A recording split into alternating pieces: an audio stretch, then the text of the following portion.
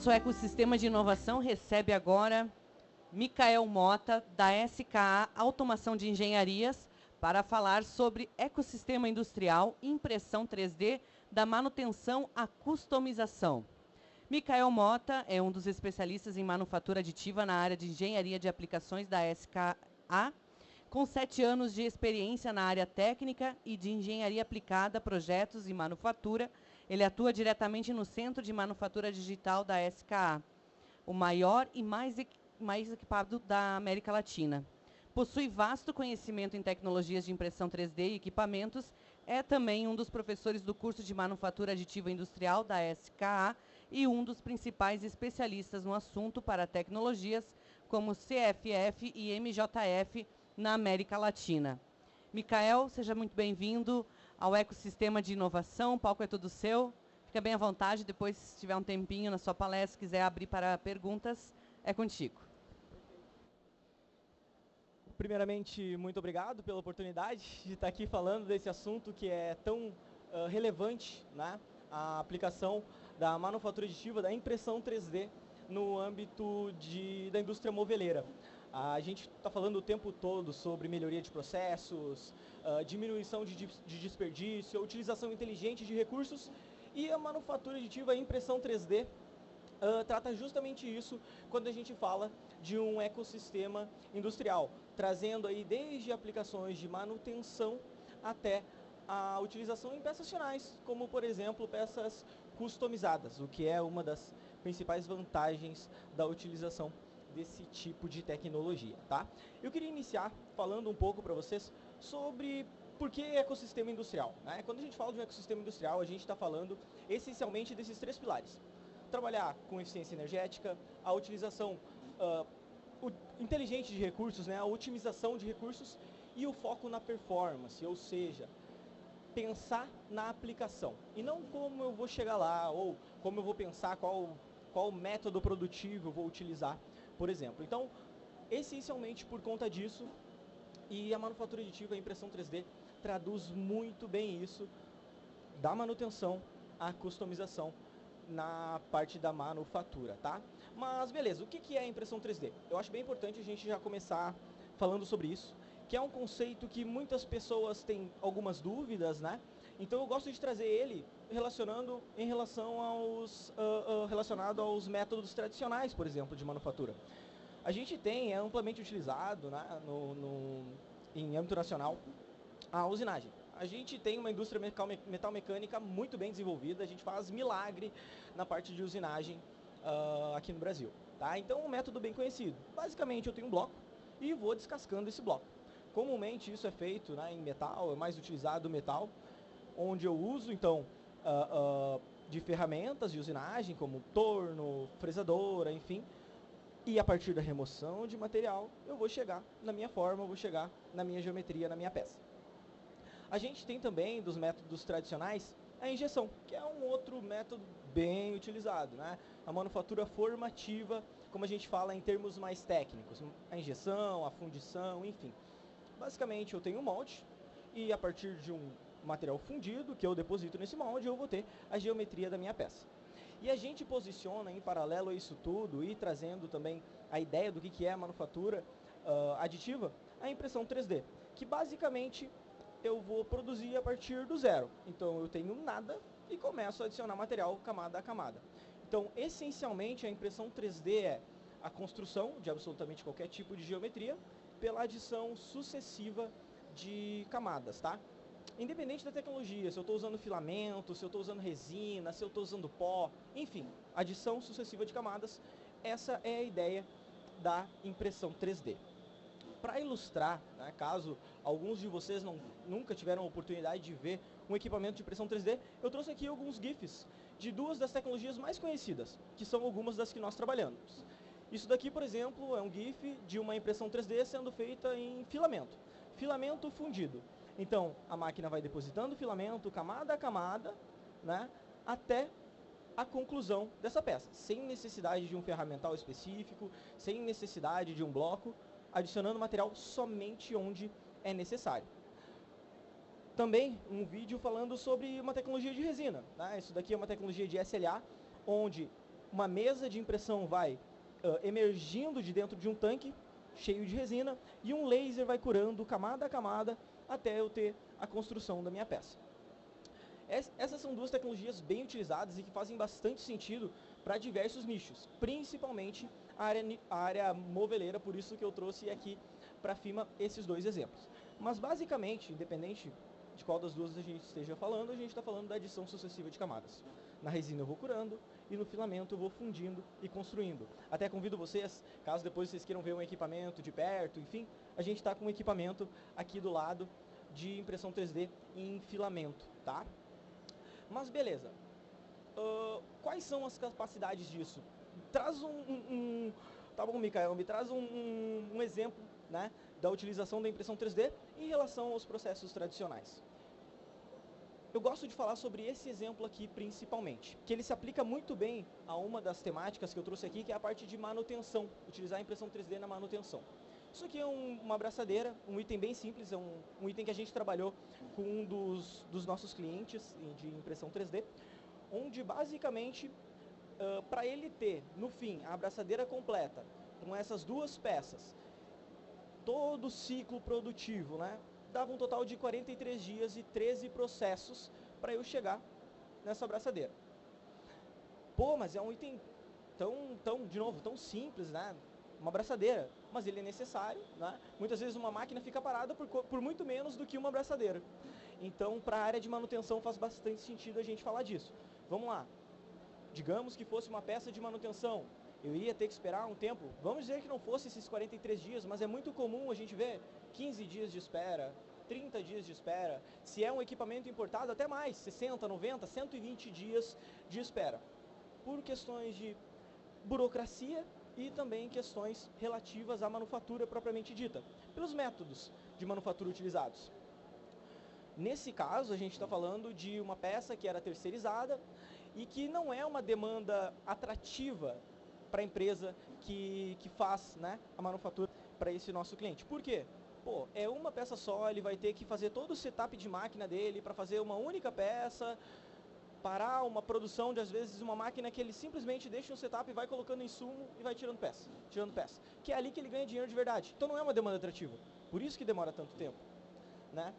E quando a gente trabalhou aqui com manufatura aditiva, de cara a gente já viu um ganho absurdo na redução de lead time justamente por isso. Primeiro, que a gente consegue consolidar essa montagem, eu não preciso mais passar por 2 processos para ter uma peça como essa. E segundo, que eu corto toda a parte burocrática, toda a parte que muitas vezes toma muito tempo, a parte logística, que toma muito tempo e que envolve esse tipo de processo para qualquer uma das minhas necessidades, né?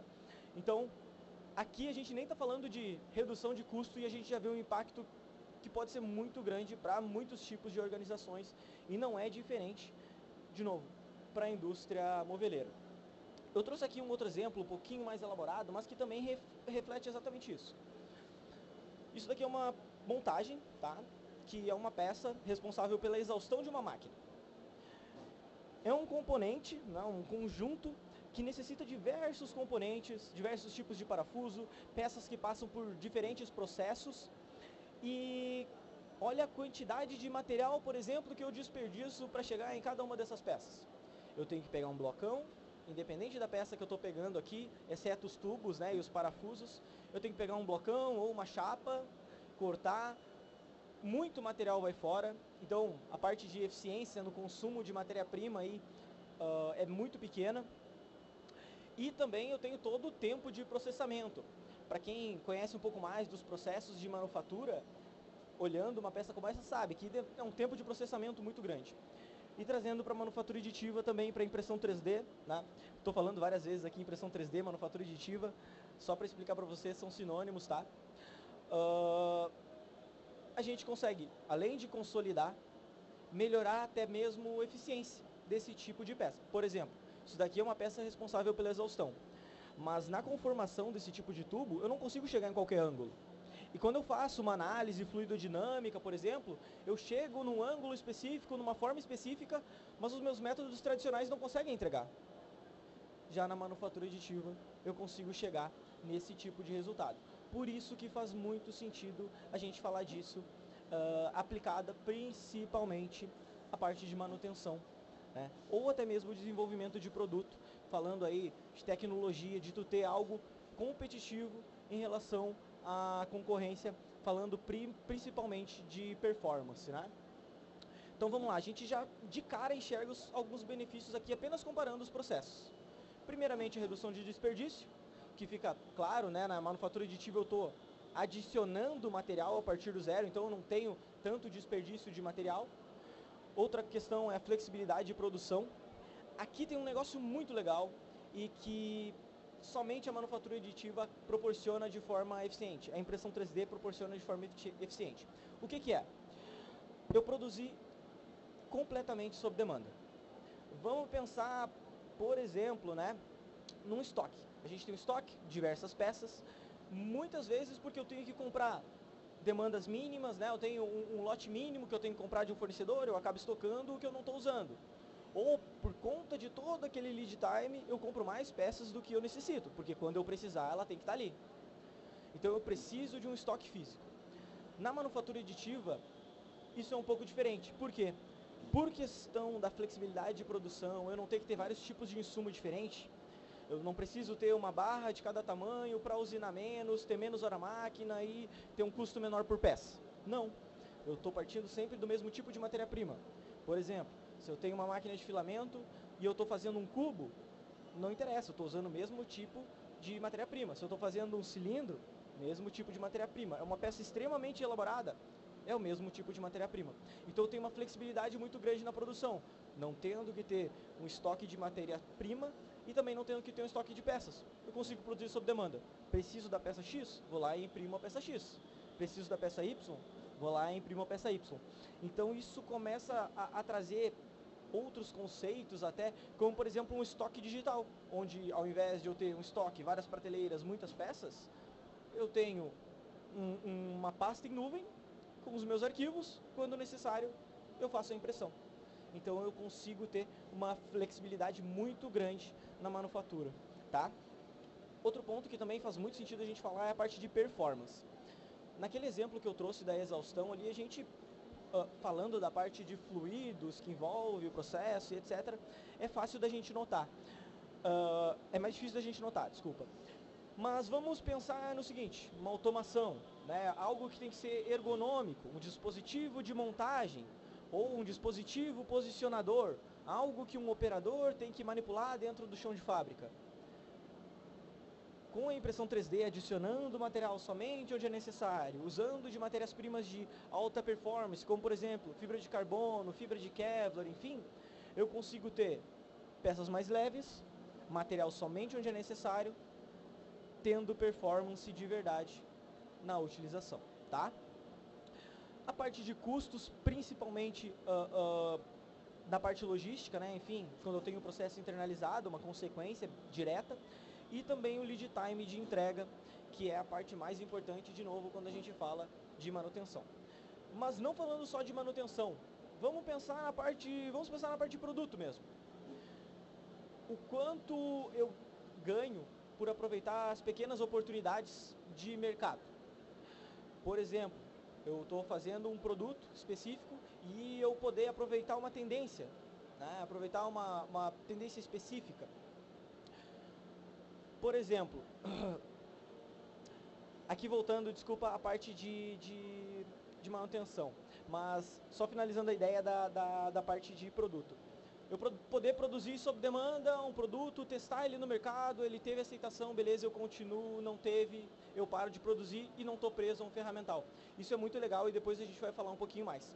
Mas para finalizar a ideia que eu estava trazendo anteriormente sobre tecnologia de impressão 3D na indústria moveleira, por exemplo, na parte de manutenção, eu trouxe um caso de sucesso aqui, muito obrigado, de uma das maiores fabricantes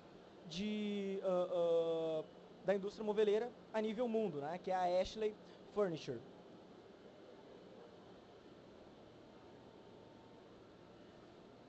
Basicamente, tá, eu trouxe um caso aqui de sucesso de um alinhador bem simples, mas só para exemplificar para vocês.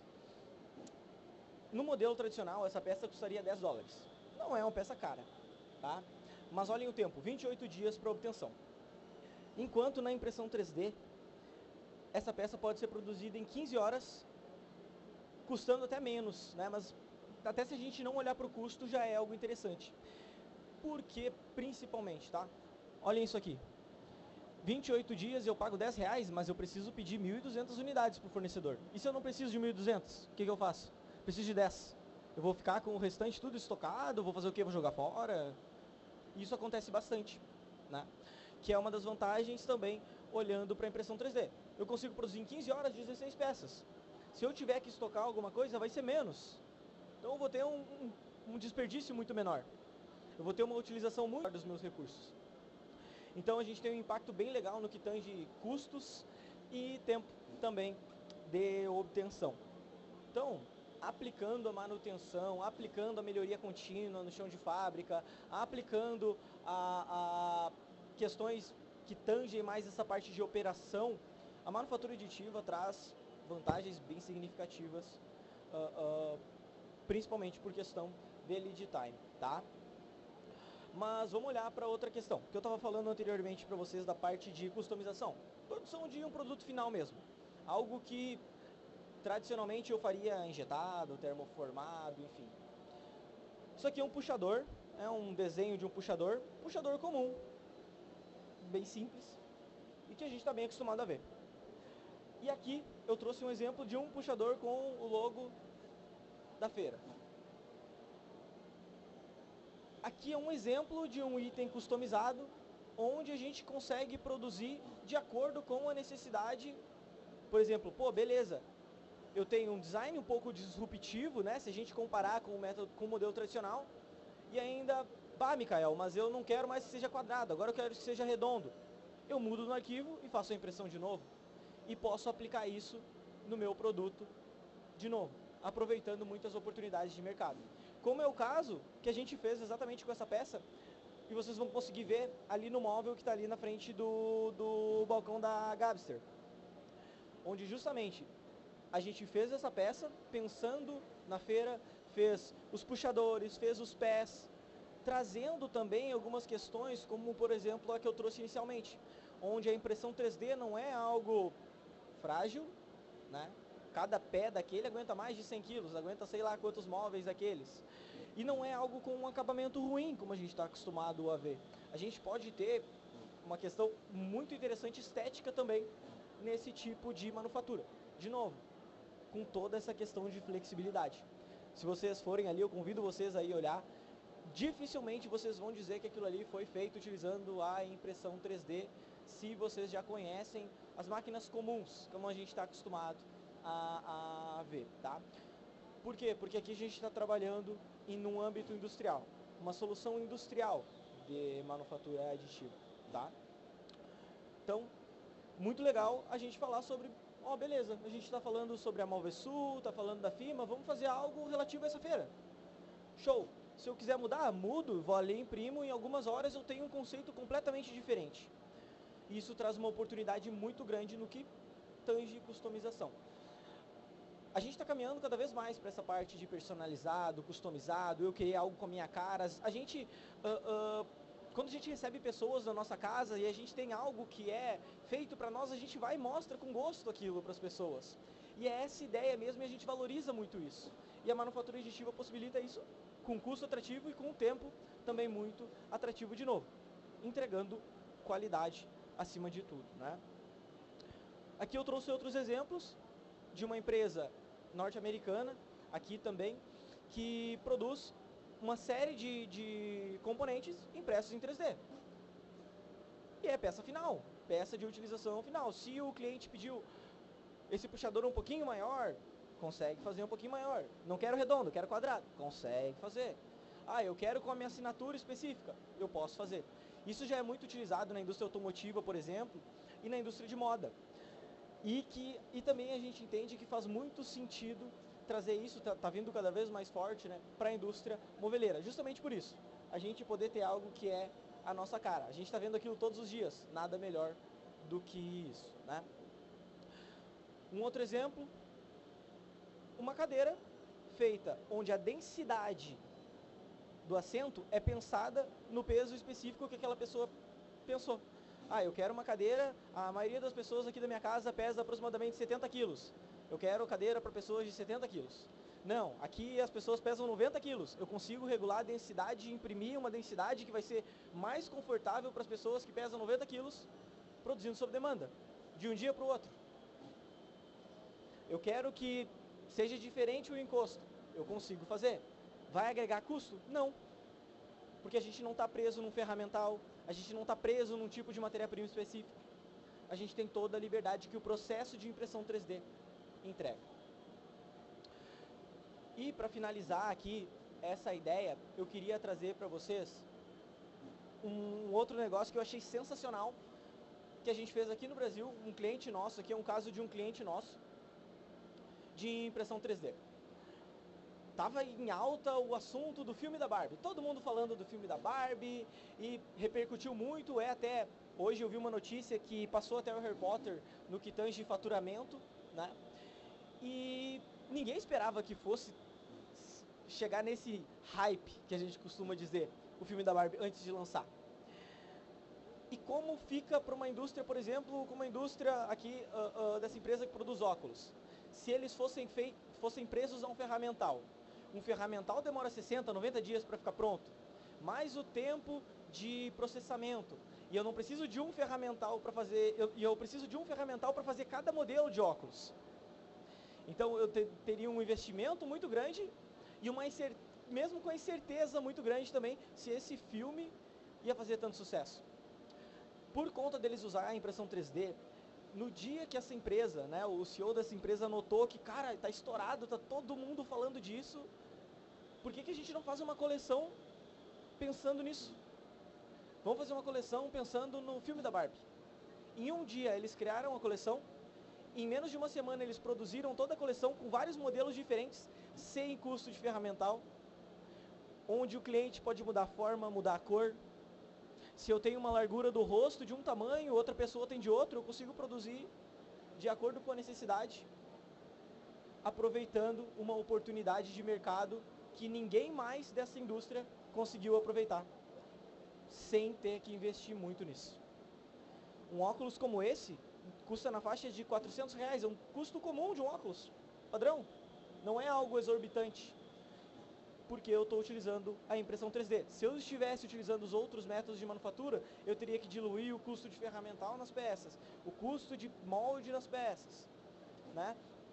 O custo de operação como um todo nas peças, o que não acontece nesse caso, o que traz uma vantagem muito grande para esse tipo de processo com a impressão 3D. Eu queria finalizar aqui falando para vocês que, assim como esses, a gente tem diversos outros casos. A gente trabalha nós da SK, trabalhamos com diversas tecnologias de impressão 3D, voltadas para produto, protótipo, peça de uso final, de chão de fábrica, enfim.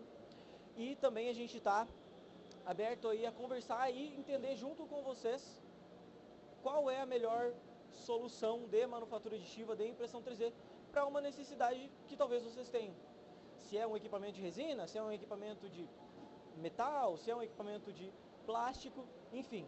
Então hoje nós somos referência em manufatura aditiva industrial no Brasil e podemos trabalhar isso com vocês. Deixo aberto agora perguntas, caso algum de vocês tenha algum questionamento, e muito obrigado.